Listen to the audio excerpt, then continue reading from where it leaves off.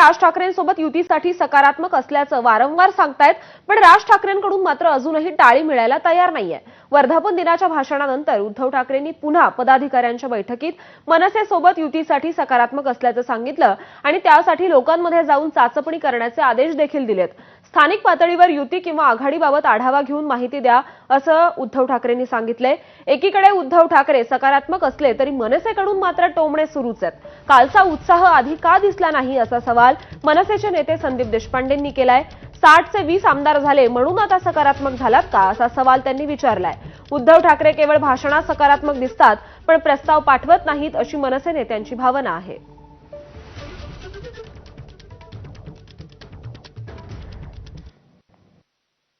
आहेत आता बातम्या सगळीकडे चालू आहेत।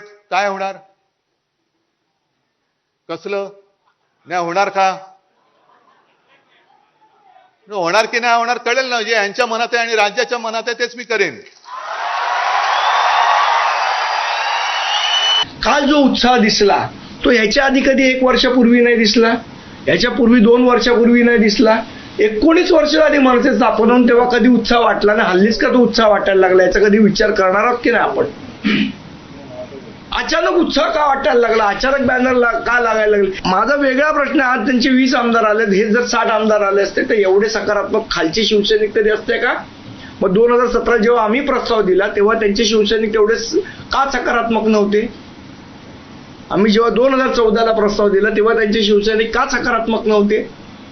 तेव्हा त्यांच्या कार्यकर्त्या युतीसाठी ठाकरेंची शिवसेना सकारात्मक आहे पण मनसेकडून मात्र प्रतिसाद येत नसल्यानं संभ्रम आहे असं माजी खासदार विनायक राऊत यांनी म्हटलंय। तर समय बडा बलवान होत आहे असं वक्तव्य मनसेच्या बाळा नांदगावकरांनी केलंय। एखादी गोष्ट झाली तर त्याचं काय, राजकारणामध्ये चांगलं वाईट घडत असतं। वेळ कधी नसते असं नाही, कुठलीच वेळ कधी वाईट नसते काय। आणि महाभारतात एक वाक्य आहे, समय बडा बलवान होत आहे। त्या वाक्यात बरंच काही अर्थ असतात। मनसेच्या बरोबर जायला तयार आहोत, त्यांना आमच्या बरोबर घ्यायला तयार आहोत आणि आमच्यापैकी सगळ्या पदाधिकाऱ्यांनी सुद्धा तशा पद्धतीचं सकारात्मक होकार दिलेला आहे। परंतु दुर्दैवाने पलीकडून जो प्रतिसाद यायला पाहिजे त्याच्याबाबत संभ्रम आहे, तो माननीय प्रकाश महाजन यांनी दूर करावा। मनसे आणि शिवसेनेची चर्चा ही प्रस्तावावरून, जागा वाटपाच्या प्रस्तावावरून अडले असं ऐकू होत आहे। अजून जागा वाटपापर्यंत आम्ही गेलेलोच नाहीये।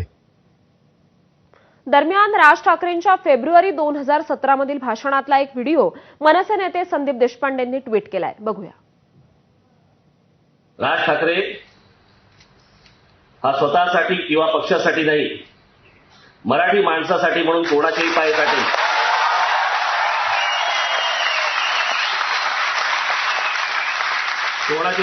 मी मराठी माणसासाठी।